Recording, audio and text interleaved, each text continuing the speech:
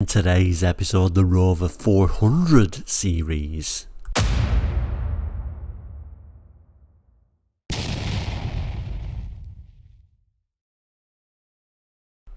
Hello and welcome back to Quartzlight, your car brochure channel, where we look at car brochures from around the world for the 60s, 70s, 80s and 90s and sometimes beyond that. Today, of course, no exception. We're looking at this all-range Rover brochure. Last week we looked at the 600, week before the 800, so this week the 400. So let's have a look at that now.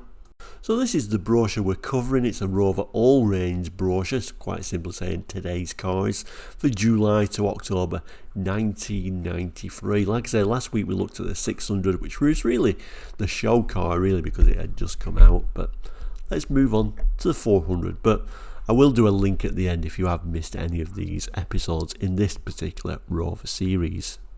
So here it is, the Rover 400 series. There's just a couple of pages, this to the next page, so it's not going to be a huge episode. Rover 400, I guess the booted version of a Rover 200, which we'll look at next week.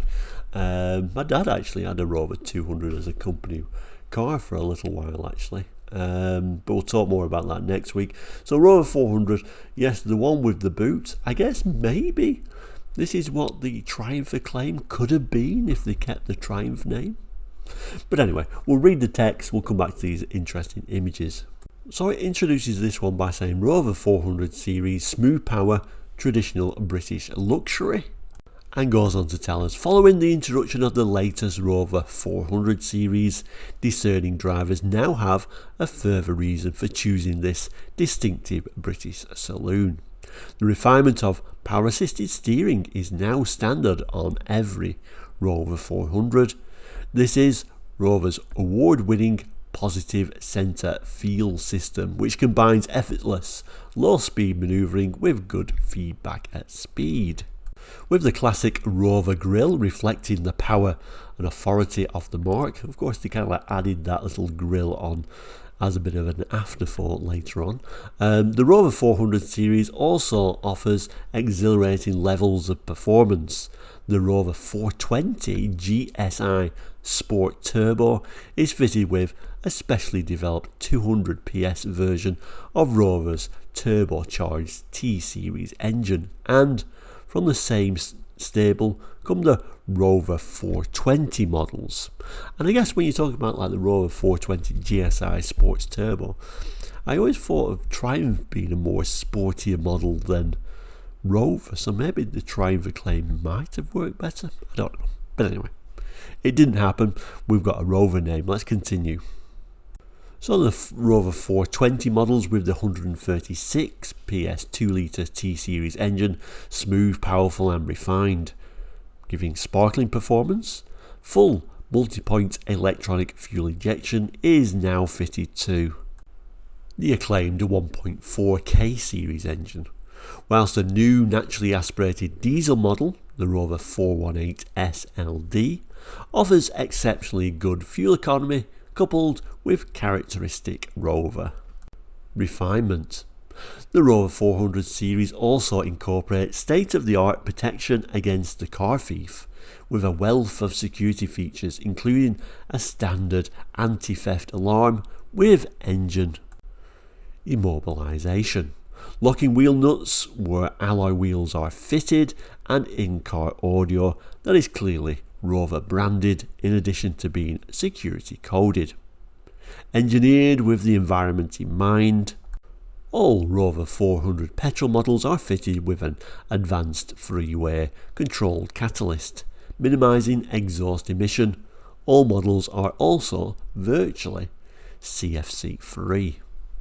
And then we get various quotes from the motoring press. This one saying the 418 offers that now familiar club ambience, whatever that means, polished walnut inserts, plush carpeting and an emphasis on tans and beiges in the colour mix, which work well.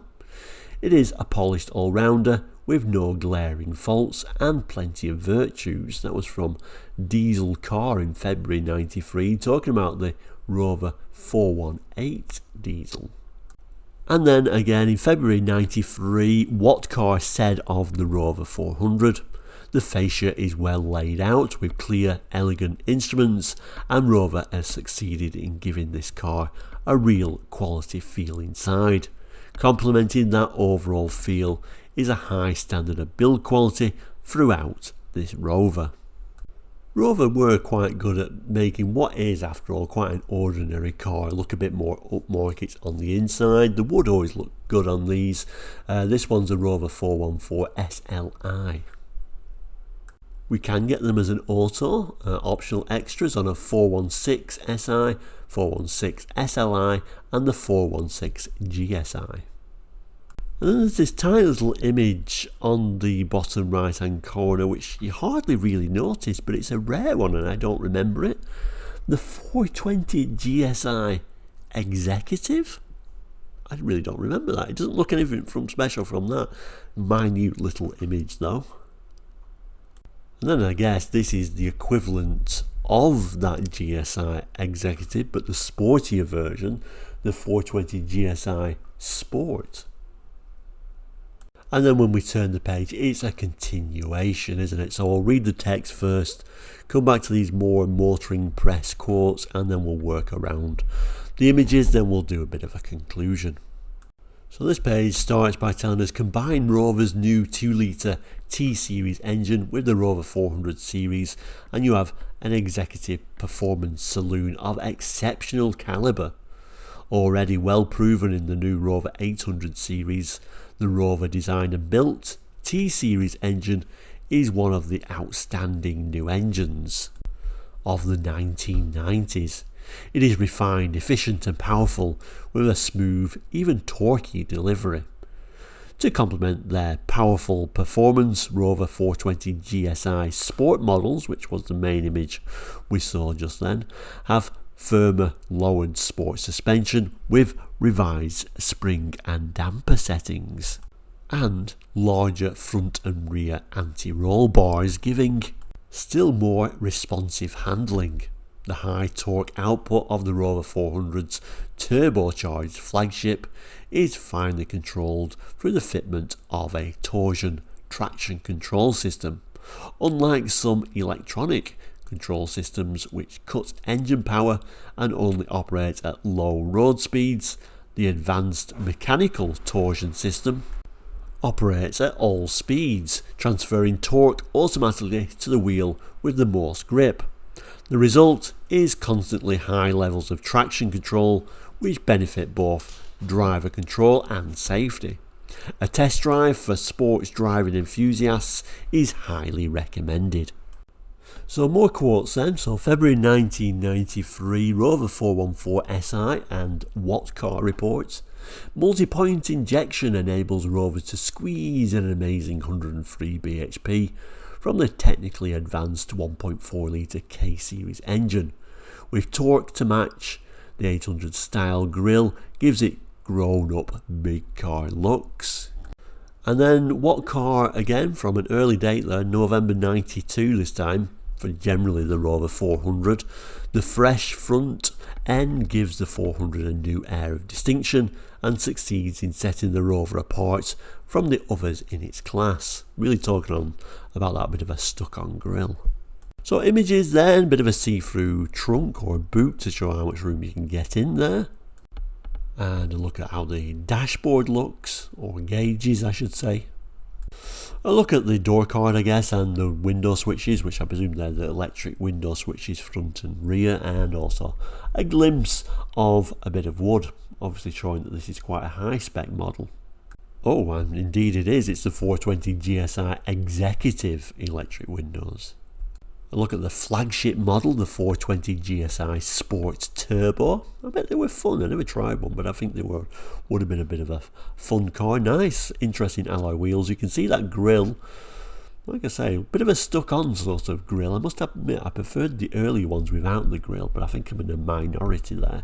In fact, some of the early ones, actually, I think people actually used to stick the grille on there, but I always thought it looked like it was stuck on and it didn't look right, but I think that's just me.